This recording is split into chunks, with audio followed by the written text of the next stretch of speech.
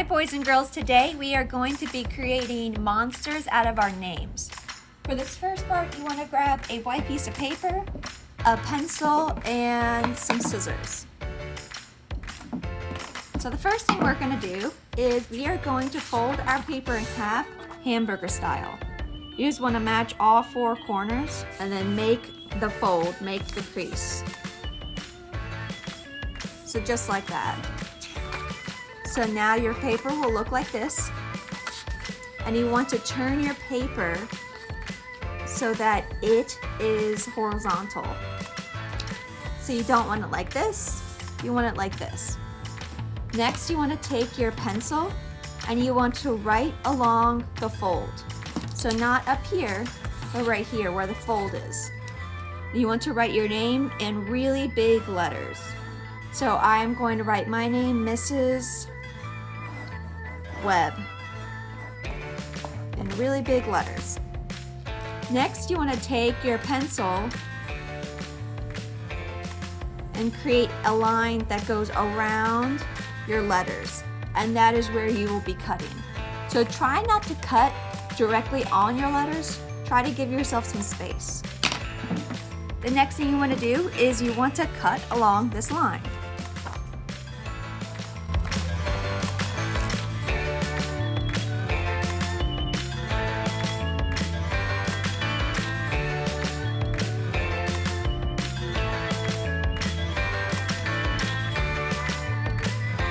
And now you're ready for the fun part. You want to open up your creation. And this is where you will start thinking about all the different parts of your monster. So when I'm first drawing my monster, I am going to use my pencil. So I'm thinking down here, I'm gonna give it some feet. So my monster is going to be the type of monster that can survive on land and survive underwater. So if you looked at dogs or cats, they have like paws. So these will be the paws. So this is the back of the feet. But it can also serve as fins in the water. So you want to think through all these details, like where does your monster live? How do they survive? What do they eat? What do they like to do? Okay, so next I'm going to give myself a belly that mirrors this line right here. So this is the belly.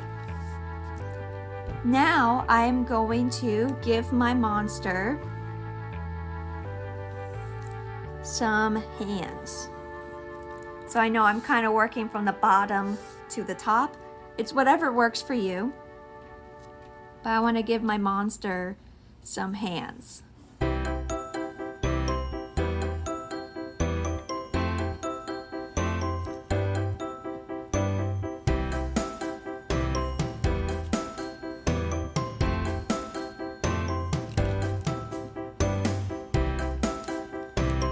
these are my monster's hands. Actually, I'm going to make it go up a little higher.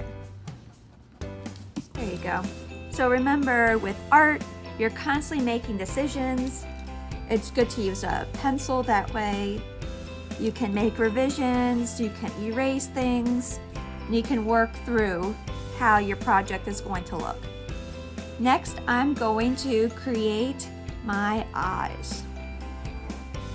This is two eyes like that.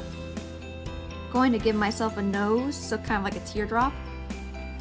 Then next, I'm going to draw my mouth.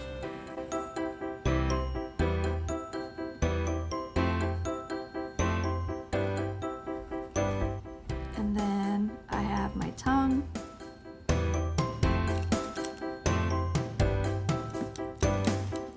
And remember, once we are done with our pencil, if you have a black marker, you want to outline it.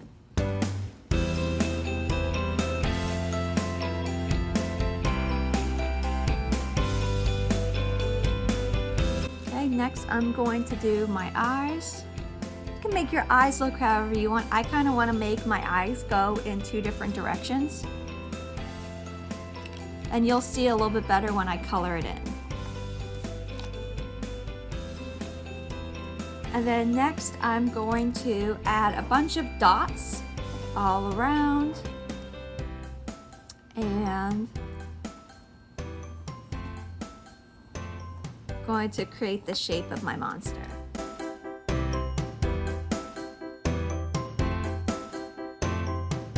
And then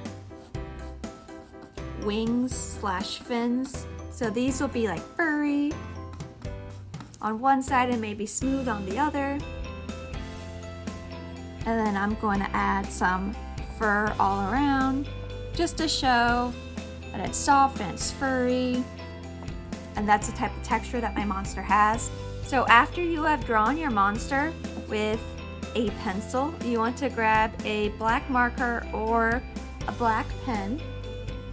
And you also want to grab an eraser.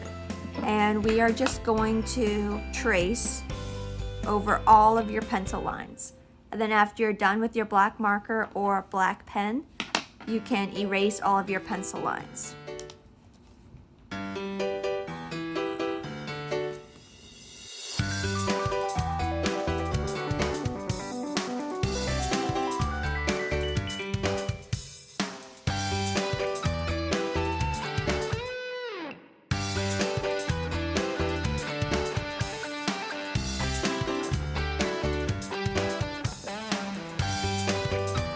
So several things overlap.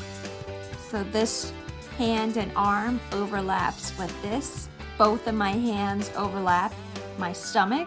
So just keep all that in mind.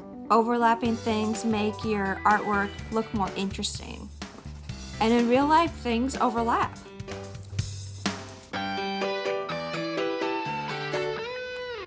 So now I'm going to erase all of my pencil lines. And when I'm erasing, I like to go in one direction. Sometimes I'll go in both, but I just take my time. Because if you don't take your time, sometimes your eraser might slip and you might accidentally make a mistake. So it's best just to take your time.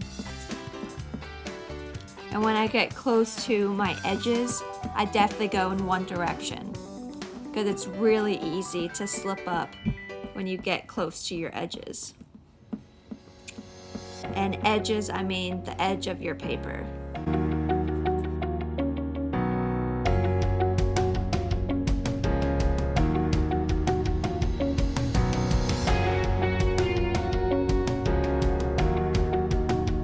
And that's it. Now you are ready to color it in.